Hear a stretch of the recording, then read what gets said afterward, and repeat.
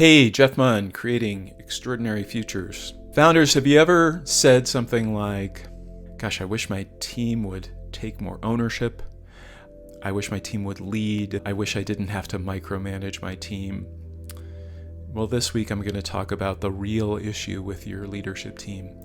And what I have found in 99 point something % of all cases is that the problem with your leadership team is you.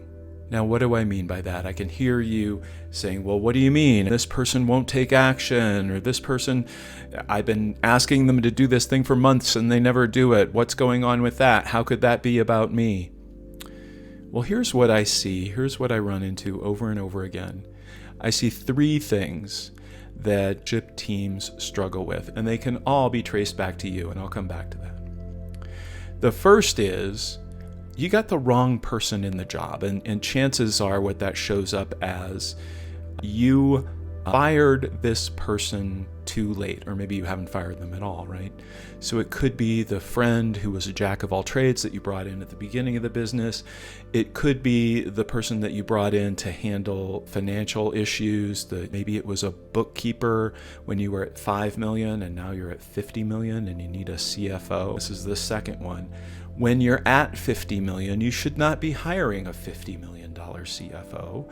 You should be hiring a $250 million CFO. You should be building growth into your leadership. Remember, you have never led a $250 million company. You need to surround yourself with as many people who have been on a $250 million company as possible if that's where you want to go. If you're leading blindly and have no idea how to get there and are hoping you're going to figure it out with your $10 million bookkeeper, you're going to struggle. And finally, and this is the most important issue, I think, your leadership team is showing up exactly how you have trained them to show up. So if the way that you have trained them is that you are the one who knows best, and that they need to check in with you before they do anything, and that the only way you're going to give them any leeway is if they would do it exactly the way that you would do it, you are going to fail. You are going to fail spectacularly.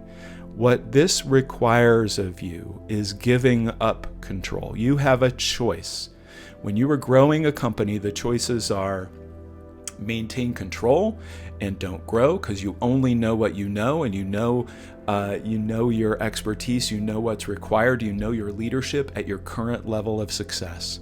And so if you're going to keep control, you're never going to get very far beyond that current level of success. And if you do, you're going to do it very slowly, 5% a year, 10% a year. If you want to make a dramatic leap, if you are called to a mission that's bigger than just the financial picture, but you see a way that you can impact the world, you want to grow dramatically so you can make that impact, you're going to need to pull people in who have been there before. And so if you're training people to be micromanaged by you, they're going to be very uncomfortable not being micromanaged by you. But if you're going to bring in a CFO and say, Joe, Jane, you've been a CFO at a $250 million company. I want you to build the structures and processes so that we can get there. Steve, you've been the chief revenue officer at a $250 million company.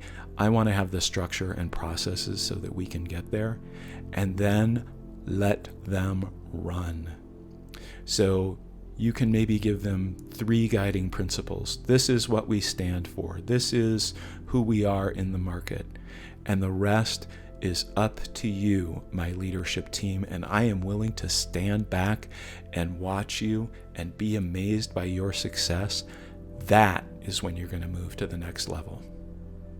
So I was working with a client who, when he came to me, he was struggling. He said to me, I can't get my leaders to behave when I'm in the room. They're always having fights with each other. They're always bringing me in. And I asked him, I said, what would it take for them to behave when you're not in the room? What kind of leader would you need to be so that your people behaved when you aren't in the room? And a year later, we accomplished that. his leadership team was dramatically different. The way they were operating was dramatically different. What do you long for? Do you long for not having to micromanage your team? Do you long for getting those 20 hours of one-on-ones back on your calendar so that you can be thinking about the future? If that resonates with you, reach out. Let's have a conversation. Take care, and I'll see you next time.